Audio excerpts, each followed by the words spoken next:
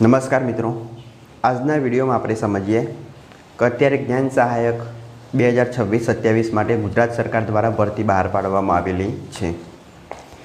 અત્યારે પ્રાથમિકની વાત હોય કે પછી માધ્યમિકની વાત હોય, કોઈપણ શાળાની અંદર પૂરતા શિક્ષકો નથી, એટલે બાળકોનું શિક્ષણ અધવચ્ચે ના અટકે એટલા માટે સરકાર દ્વારા એક નવી યોજના લાવવામાં આવી જ્ઞાન સહાયક, કે જેના આધારે અત્યારે ભરતી કરવામાં આવે છે।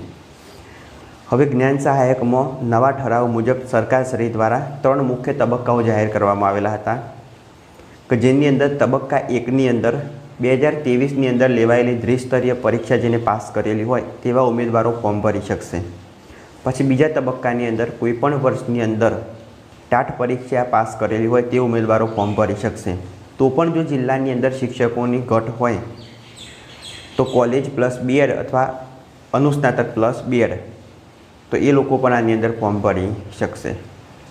તો અત્યારે તાજેતરની અંદર જે તબક્કો 1 હતો કે જેમાં દ્વિસ્તરીય પરીક્ષા પાસ હોય ટાટ, એ લોકોએ ફોર્મ ભરવાના હતા, તો એમને ફોર્મ ભર્યા, એમના જિલ્લા પસંદગી પણ થઈ ગઈ। હવે બાકી જે વધેલા હતી જગ્યાઓ, એ જગ્યાઓ ઉપર હવે કોઈપણ વર્ષમાં એટલે 2023 પહેલાં કોઈપણ વર્ષમાં ટાટની પરીક્ષા પાસ કરેલી હોય એ લોકો ફોર્મ ભરી શકશે। તો એના વિશે આજના વિડીયોમાં આપણે વિગતે માહિતી મેળવીએ। ફોર્મ ભરવાની તારીખ, મેરિટ ક્યારે આવશે, જિલ્લા પસંદગી કઈ રીતના કરવી, આ જે જિલ્લો પસંદ કરશો ને એના ઉપર આધાર રહેશે કે તમને આ નોકરી મળશે કે નહીં મળે। અત્યારે ઘણા લોકોને આની જરૂરિયાત હશે, કારણ કે એમની ઉંમર થઈ જવાયેલી હશે। માધ્યમિક અને ઉચ્ચતર માધ્યમિકની અંદર જ્ઞાન સહાયક માટે એમની ઉંમરમાં પણ વધારો કરવામાં આવેલો છે, કે જેમાં 48 ને 50 વર્ષ કરવામાં આવે। તો સમજીએ કઈ રીતના જિલ્લો પસંદ કરવો તે। સૌથી પહેલાં ફોર્મ કોણ ભરી શકે, તો આજે બીજો તબક્કાની શરૂઆત થઈ એની અંદર 2023ની પહેલાં જે લોકોએ ટાટની પરીક્ષા પાસ કરેલી છે, પછી એ 2019 હોય કે 2011ની આસપાસ જ્યારે લેવાની હોય ત્યારે, તો એવા ઉમેદવારો હોય એ આની અંદર ફોર્મ ભરી શકશે। હવે તારીખની વાત કરીએ ને તો 24/7/2026થી લઈ અને 30/7/2026 સુધી તમે આ ફોર્મ ભરી શકશો। ફોર્મ ભરવા માટે તમારે ગૂગલની અંદર લખવાનું જ્ઞાન સહાયક, એટલે નીચે પહેલી જ લિંક આવશે એના પર ક્લિક કરી તમે ફોર્મ ભરી શકો। પછી 3/8/2026ના દિવસે તમારું મેરિટ લિસ્ટ આવશે। એ લિસ્ટ પ્રમાણે તમને જે જિલ્લો તમે પસંદ કર્યો હશે ત્યાં આગળ તારીખ 5/8, એના પછી 7/8 અને 10/8/2026ના દિવસે તમને ડોક્યુમેન્ટ વેરિફિકેશન માટે બોલાવવામાં આવશે। તો આ હતી તારીખ વિશે માહિતી। હવે સમજીએ ડોક્યુમેન્ટ કયા જરૂર પડશે તેના વિશે। તો ટાટની માર્કશીટ, કે જે તમે ટાટ પરીક્ષા પાસ કરેલી હોય કોઈપણ વર્ષે 2023 પહેલાં, તો એની માર્કશીટ જોશે। જન્મ તારીખના પુરાવા માટે LC જોશે। એની સાથે BSc કરેલી હોય તો BScની છેલ્લા સેમની માર્કશીટ, MScની છેલ્લી, સાથે બીએડની છેલ્લા સેમની માર્કશીટ, BSc, MSc અને બીએડ ત્રણેયનું ડિગ્રી સર્ટી જોશે। અને જો તમે બીએડ કરેલું હોય, બીએડ તો કરેલું જ હશે, તો એમાં NCT માન્ય છે કોલેજ કે નહીં એ પ્રમાણ નક્કી કરતું એક સર્ટિફિકેટ હશે, NCT માન્ય, એ સર્ટિફિકેટ પણ તમારે અપલોડ કરવાનું રહેશે। તો આટલા ડોક્યુમેન્ટની જરૂર પડશે, તમારું ફોર્મ આ રીતના ભરાઈ જશે। હવે વાત કરીએ આપણે જિલ્લો પસંદ કઈ રીતના કરવો એ।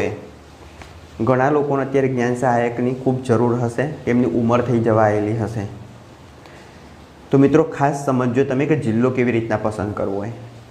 હવે દ્વિસ્તરીય ટાટ પર તબક્કો 1 પૂર્ણ થયો, ઘણી જગ્યાઓ પર રહી જાય, હવે ઓછા પ્રમાણમાં જગ્યાઓ બાકી હશે। તો હવે તમે જ્યારે જિલ્લો પસંદ કરો તો કચ્છ જિલ્લો, બનાસકાંઠા, સાબરકાંઠા, દાહોદ જિલ્લો હશે, પછી આ બાજુ વાવ થરાદ જિલ્લો હશે। એ એવા જિલ્લાઓ છે કે ત્યાં આગળ હજુ પણ વધુ જગ્યાઓ છે।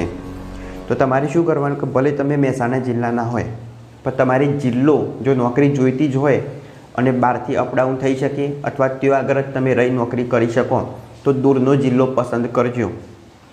ખાસ વાત સમજજો મારી, દૂરનો જિલ્લો પસંદ કરજો, કે ત્યાં આગળ ઓછા ઉમેદવાર હોય તો તમારો નંબર આવવાનો ચાન્સ પણ રહેશે। નહીં તો તમે તમારો જિલ્લો પસંદ કરશો તો આમાં શું થશે કે તમારા જિલ્લાની અંદર ઘણા ઉમેદવારો હશે અને તમારો નંબર મેરિટમાં પાછળ હશે, તો તમારા જિલ્લામાં તો નંબર ના આવે, પણ પછી તમારા જિલ્લાના બાકી વધેલા જે બધા ઉમેદવાર હશે ને બીજા રાઉન્ડમાં એ જિલ્લામાં આવશે, તો એમાં પણ તમારો નંબર ના આવે। પછી ત્રીજા રાઉન્ડમાં તમે પાછા બીજા જિલ્લામાં જશો તો એ લોકો પણ બીજા જિલ્લામાં આવશે, જે રહી ગયા હશે તો ત્રીજા જિલ્લામાં પણ તમારો નંબર ના આવે. એટલે તમારે શરૂઆતમાં શું કરવાનું, 24/7 થી 30/7 ફોર્મ ભરાય તો પહેલાં જોઈ લેવાનું કયા જિલ્લામાં કેટલી જગ્યાઓ છે. હવે જ્યારે ફોર્મ ભરો તમે તો પહેલેથી જ જો જરૂર હોય તમારે અને ત્યાં રહી શકાતું હોય તો ભલે થોડું અંતર થતું હોય તો એ જિલ્લો પસંદ કરવાનો, પણ વધારે જગ્યા હોય એ જિલ્લો પસંદ કરજો. બાકી ઓછી જગ્યાઓ હશે તમારા જિલ્લામાં, એ જિલ્લો તમે પસંદ કરશો તો ત્યાં ઘણા ઉમેદવાર હશે, પસંદ ના લાગેલા દરેક ઉમેદવાર એ જ જિલ્લામાં આવશે જો તમે જશો, એટલે એ તમારો નંબર આવશે નહીં. એટલે પહેલેથી જ ખાસ ધ્યાન રાખવું, એવું નહીં કે આપણા જિલ્લામાં જ બીજા જિલ્લાની અંદર ફોર્મ ભરી લેવું. જો જગ્યાઓ વધારે હોય ત્યાં વાવથરાજની અંદર સૌથી વધારે જગ્યાઓ છે, કચ્છની અંદર સૌથી વધારે જગ્યાઓ છે, બનાસકાંઠાની અંદર જગ્યાઓ છે, મહેસાણાની અંદર ગણિત વિજ્ઞાનમાં કોઈ જગ્યા નથી. તો આ રીતના વેબસાઇટ ઉપર જગ્યાઓ મૂકેલી છે તો એ જોઈ લેવું અને એના આધારે પછી તમારે ફોર્મ ભરવું. હવે જિલ્લા પસંદગી થઈ જાય પછી તમે જે જિલ્લો પસંદ કરેલો હશે એ જિલ્લાની અંદર તમને એક એડ્રેસ આપેલું હશે, એક શાળા હશે, જો આગળ તમારે ડોક્યુમેન્ટ વેરિફિકેશન માટે જવાનું રહેશે. ભલે તમે મહેસાણા જિલ્લાના હોય કે ગુજરાતના કોઈ પણ જિલ્લાના હોય, તમે જ્ઞાન સહાયક માટે જે જિલ્લો પસંદ કરેલો હશે એ જિલ્લાની શાળાની અંદર જ તમારે ડીવી માટે જવાનું રહેશે. તમારું ડોક્યુમેન્ટ વેરિફિકેશન થઈ જશે. જેટલા ઉમેદવાર હોય એ બધાને એકસાથે બોલાવી અને મેરિટ પ્રમાણે ડીવી થશે. એના પછી તમને શાળા ફાળવવામાં આવશે. જો વધારે જગ્યાઓ હશે તો તમારો નંબર આપવાના ચાન્સ એટલા વધી જશે.